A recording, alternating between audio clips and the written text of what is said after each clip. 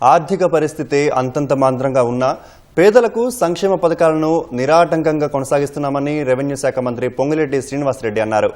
అభివృద్ధి సంక్షేమం రెండు కళ్లుగా ఇందిరమ్మ ప్రభుత్వం సాగుతోందని ఆయన తెలిపారు. ములుగు, కొత్తగూడెం జిల్లాలోని ఏజెన్సీ మండలాల్లో మంత్రి విస్తృతంగా పర్యటించారు.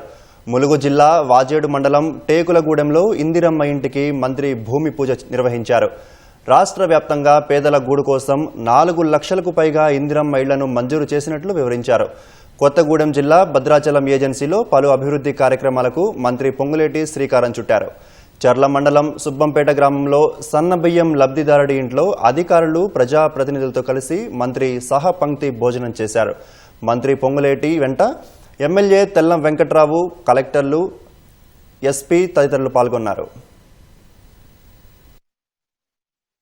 అభివృద్ధిని సంక్షేమాన్ని రెండు కళ్ళలా గౌరవ ముఖ్యమంత్రి రేవంత్ రెడ్డి గారి నాయకత్వంలో మన ఇందిరమ్మ ప్రభుత్వం రాష్ట్ర ఆర్థిక పరిస్థితి బాగలేకపోయినా పేదవాడికి భరోసా ఇచ్చే దాంట్లో, పేదవాడికి భద్రతను కల్పించే దాంట్లో రాజీ పడకుండా అన్ని సంక్షేమ కార్యక్రమాలు గతంలో ఏవైతే ఇచ్చారో వాటిని తగ్గించకుండా అవసరమైతే కొన్ని చోట్ల పెంచి ఇందిరమ్మ ఇళ్లు కావచ్చు, రాజు యువ వికాస్ కార్యక్రమం ద్వారా 5 లక్షల రూపాయల వరకు రాష్ట్ర వ్యాప్తంగా 6,000 కోట్లు ఈ నిరుద్యోగ యువతకి సపోర్ట్ చేయడానికి ఇచ్చే కార్యక్రమం కావచ్చు. భూభారతి ఇంటి చుట్టముల ఈనాడు ఇందిరమ్మ ప్రభుత్వంలో తెచ్చుకొని అనేక మంచి కార్యక్రమాలు చేస్తూ ఉగాది నుంచి సన్నబియ్యం కూడా ఈ రాష్ట్ర ప్రభుత్వం ఇస్తున్న సంగతి మీకు తెలుసు.